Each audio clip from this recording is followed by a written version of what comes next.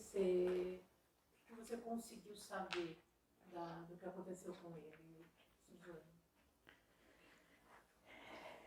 Tantos anos depois, por incrível que pareça, muito pouco, né? Com toda a militância que eu tive nesse assunto, que eu não fiz outra coisa na vida desde a anistia, eu sei muito pouco. Enfim, do que você acabou conseguindo saber do Luiz Eurico. Na época eu não soube nada. Na época ele desapareceu. Eu fiquei clandestina até a anistia. Não saí do Brasil, fiquei atuando na Ilene até o fim dela. É mesmo? Até 79 ali?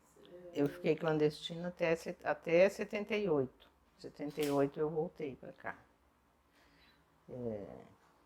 Mas o que aconteceu na sua vida nesse período? No que você atuou? Em relação ao Luiz Eurico, o que você buscou, né? Bom, quando ele desapareceu, eu imaginava que ele devia estar preso em algum lugar. Então, na época, minha família procurou advogado, enfim. Mas não tenho nenhum habeas corpus em mãos, no fim, sei lá. Se o pai dele fez, não fez. Isso aí é uma incógnita, não sei exatamente. No fundo, acho que a família dele, que era grande, os pais eram separados, mas que eles custaram acreditar que ele pudesse realmente ter sido preso, que podia ter sido algum desentendimento entre nós. Então, eu continuei na minha militância na Ilene, voltei aqui para o Rio Grande do Sul, não achei Luiz Eurico, fui para São Paulo, continuei cobrindo os possíveis pontos de contato com ele durante o ano de 72 todo, e só fui para o Rio em maio, junho de 73, que eu fui para o Rio porque a situação em São Paulo estava muito difícil, enfim, de quedas constantes ali da Eliene. Eu só fui, não sei em que época, mas foi no segundo semestre que eu fui para o Rio. Lá no Rio eu resolvi adotar uma identidade falsa a partir de uma certidão de nascimento que o Yuri Xavier Pereira tinha me dado, que era uma pessoa que tinha mais ou menos a minha idade, tinha nascido em 52, eu era nascida em 51, então eu adotei essa identidade, inventei um currículo e trabalhava. E militava na Eliene, eu trabalhava e militava na Eliene durante...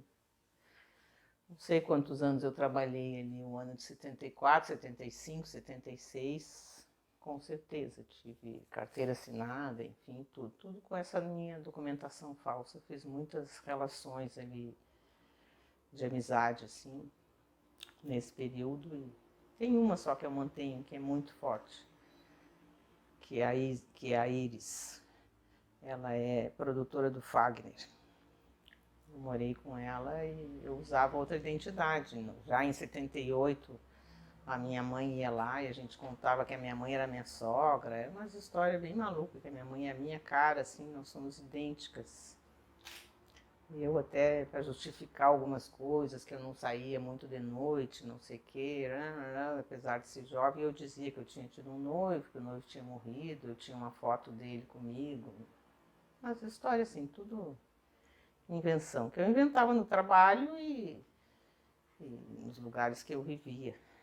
E você, no caso aí, o seu papel na Eliene, qual que era a sua função?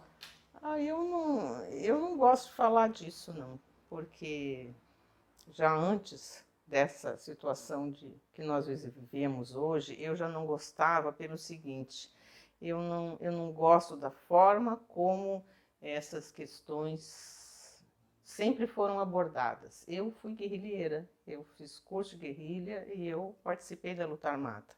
Eu não gosto desse negócio de, eu fiz, eu soltei, eu peguei, entendeu? Acho que essas ações que na época faziam parte do cotidiano de qualquer militante de luta armada que tenha se integrado realmente, passaram a ser vistos como bravata, assim, nunca gostei da forma como houve essa abordagem da luta armada. Então, eu não falo disso, eu não gosto de falar disso. Essa coisa do curso de guerrilha em Cuba também eu não falava, mas uns anos, quando eu entrei nos arquivos do DOPS em São Paulo, tinha lá um dossiê dos treinados em Cuba, estava minha foto lá, então aí era bobagem eu esconder.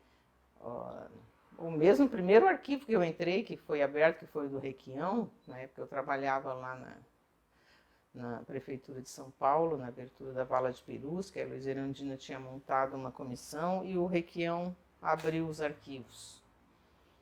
Eu fui lá e encontrei uma coisa que dizia, fulano de tal disse que a Suzana e o Luiz Eurico já voltaram de Cuba, não sei o que. Então, aos poucos, por exemplo, eu introduzi isso também na minha história de vida. Mas não gosto, eu acho que tem muita gente que morreu na tortura para não falar determinado tipo de coisas que alguns militantes passaram a falar de uma forma que eu considero irresponsável. Então, sabe, a mãe de um militante assassinado ficar sabendo que ele possa ter participado de tal ou qual ação, de tal ou qual envergadura, acho que isso é muito dolorido, é muito pesado e acho que isso não devia fazer parte da biografia das pessoas também. Eu vou perguntar uma coisa para você antes de falar de partir de 78. A igreja, você, né, no caso, tinha algum contato com a igreja nesse período?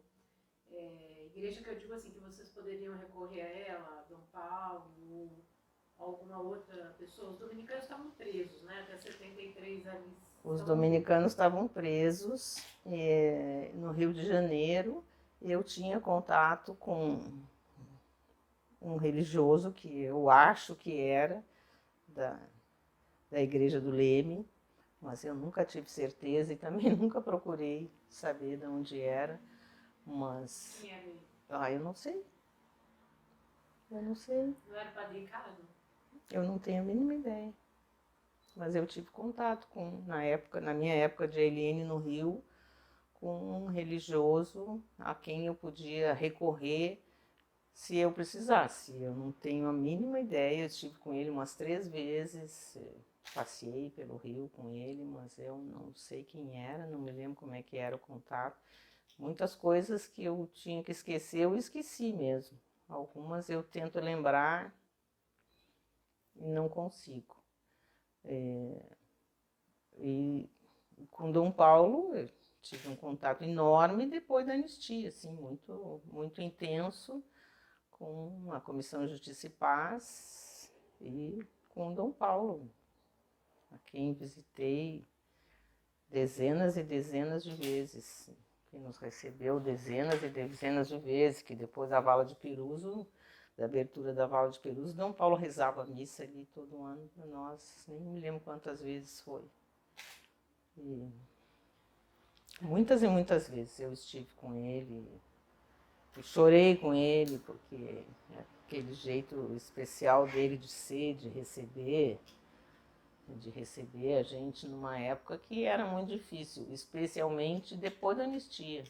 Eu nem cheguei a falar direito o que eu soube do Luiz Eurico, que são 2 coisas diferentes, mas o depois da anistia é um período dificílimo para nós, familiares. Dificílimo, horrível.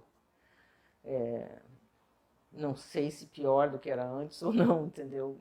Nas vésperas da anistia ali.